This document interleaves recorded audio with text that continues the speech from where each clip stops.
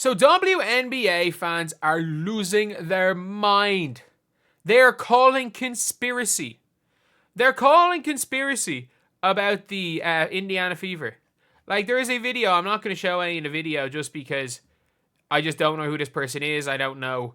Like, I know showing a couple of seconds fair use and talking about it is fine, but it's just not worth the risk. But basically, this is you can just see here, is up Kathy. The jig is up Kathy. So, it's an entire video basically talking about how when Sydney Colson went to the Fever, and it's like claiming that it's a whole like rigged thing, that the WNBA is rigging it so that Caitlin Clark wins. And the reason why the WNBA is rigging it for Caitlin Clark is Sydney Colson. I like Sydney Colson as a player. I will defend Sydney Colson. I will 100% defend Sydney Colson going to Indiana. I think it was a really good signing. But Aces fans are losing their damn mind right now. They are. And there are about 5 or 6 of these videos I've seen. I wish that I could show them. But again, I just don't, like, when it comes to like mainstream media, just even a couple of clips, I know, I just don't like it, just for my own safety. But I will say with that one, you have now got like Colson, who is big. You've got like the Warner Bonner. You've got all these players, but like the reason why they went to the Fever is nothing to do with Kathy Engelbert. Like, these same people were the ones saying that they lost a trade, that they should have never given up Nalissa Smith, and this free agent, this front office doesn't even know what they're talking about and what they're doing. But like, let me explain why every new player is playing with them. Natasha Howard clearly wants to be there.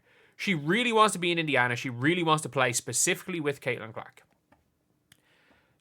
Sophie Cunningham got traded there. Then Jaylen Brown got traded there, is almost certainly going to be cut before the season starts. DeWanna Bonner went because she can still average her 12, 13 points a game. She's got a chance of winning a championship, and she doesn't have to play 35 a game. If she went to Phoenix, she would have to still play 35 a game. She's 38 years old. She's still going to give you a great 25 minutes, but that's about it. That's about what she can give you a game. And if in Indiana, with Lexi Hull, Sophie Cunningham and Katie Lou Samuelson backing them up, I still predict Katie Lou is not going to be there, but backing her up, then I think that we're going to be seeing a lot less minutes from her. And Sydney Colson went to they're freaked because Sydney Colson's gone, and Sydney Colson went there because she can be a true backup and she's a shot at winning a ring. It's as simple as that. She's friends with Kelsey Mitchell. She's a great locker room presence. I know you might want to complain about the agent. You might want to complain about Cheryl Swoops linked to the agent as well. But like, she's still a good locker room player, and she wouldn't be at Indiana if she didn't want to be. Like, that's a big thing. Like, she would not be there if she did not want to be there. And it's funny seeing the old WNBA fans crash out, the Aces fans, the Sky fans losing their mind, because who would have ever guessed, by the way? Who would have ever guessed? When you have a top 5 player and a top 15 player on rookie deals, who would have ever guessed when you have those two things that the team was going to be better? Or they were going to be able to get free agents?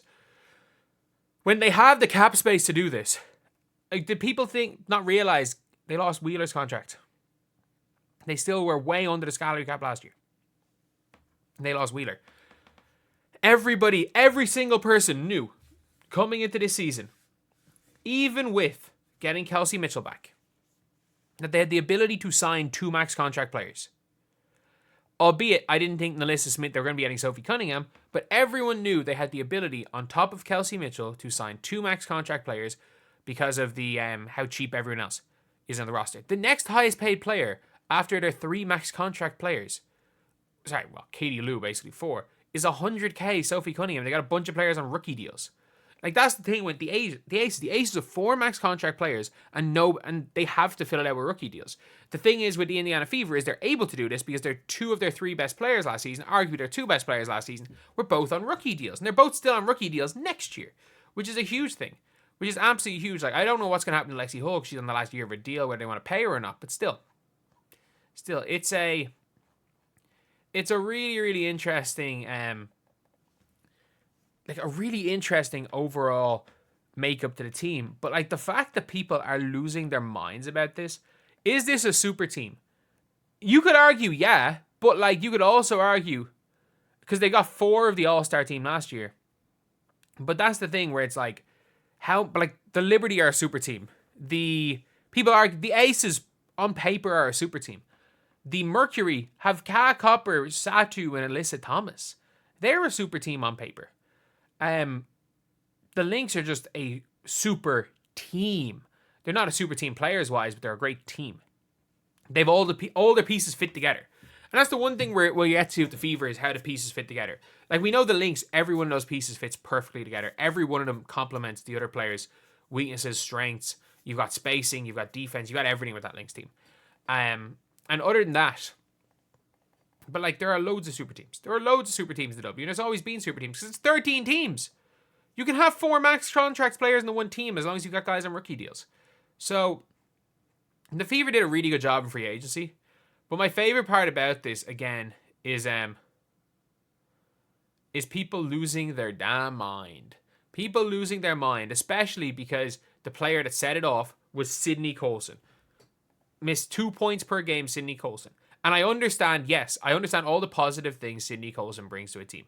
But Sydney Colson is not, I repeat, is not the difference between a team being good and a team being bad. Sydney Colson is a fine player, but that is it. She is not going to be the difference between your team being good and your team being a bad team. Straight up, she's not. She's not going to be that difference. But anyway, yeah, let me know what you guys think. Like, people losing their minds, I find it so, so funny. I really do. I find it so funny that people are going ballistic at this because, sure, look, like, it's just a mad one. It's so funny looking at Twitter. It's actually so funny. Like, I've seen 4 of those videos.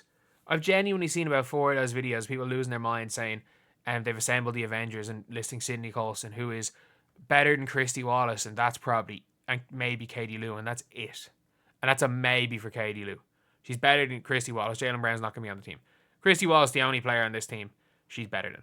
But anyway, yeah, that's pretty much it. Let me know what you guys think in the comment section below. Do you guys agree? Do you guys disagree? And as always, thank you guys for watching. It's DBG, or Jesus Christ, it's Mick Talks Hoops here. I used to be DBG.